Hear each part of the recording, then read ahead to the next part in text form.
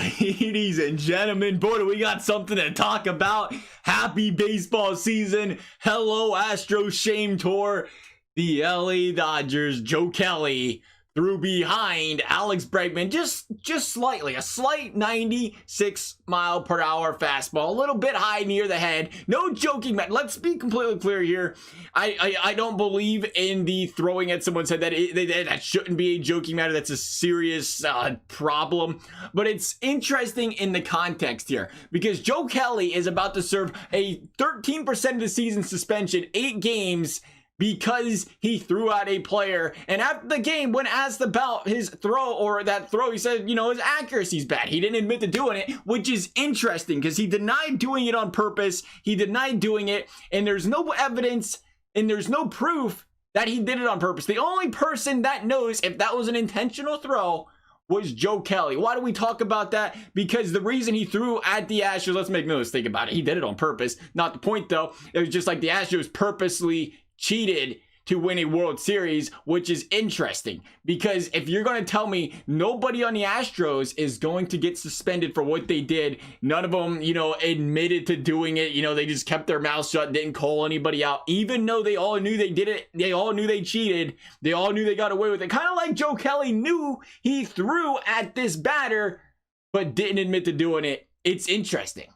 It's an interesting theory when you think about how do you go into an appeals room and say, how do you not suspend an entire team, nobody on a team for cheating, but who denied doing anything wrong, but this guy who also denied ever doing anything wrong, there's no way you can prove that he did this on purpose. You're going to suspend him 8 games. He's got a pass. There's no doubt about it. That's going to have an effect on that suspension. But that is what I find very interesting about this situation is, hey, it's got to be a two-way street. And until then, they're going to, you know, you got to expect pitchers to police the game. The weird, crazy thing is about this is MLB sent a message.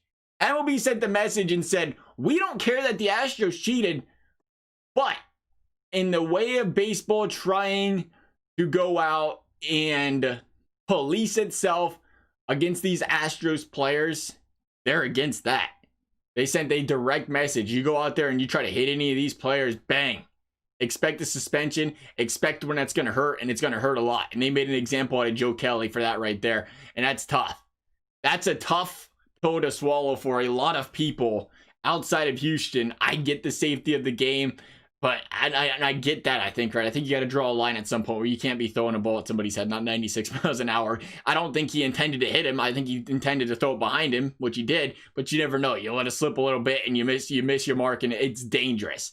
That's understandable, but I don't think it's something MLB can go out and say, hey, you know what? This guy got hit in the back, 4-game suspension. That will be getting a little bit out of hand here. Baseball should be worried about their protocols for COVID more than they should be about Astros players getting hit at the point in time or games are getting postponed as far as I'm concerned there, though. But again, safety across the board there. Can't be throwing at guys' heads. I get it.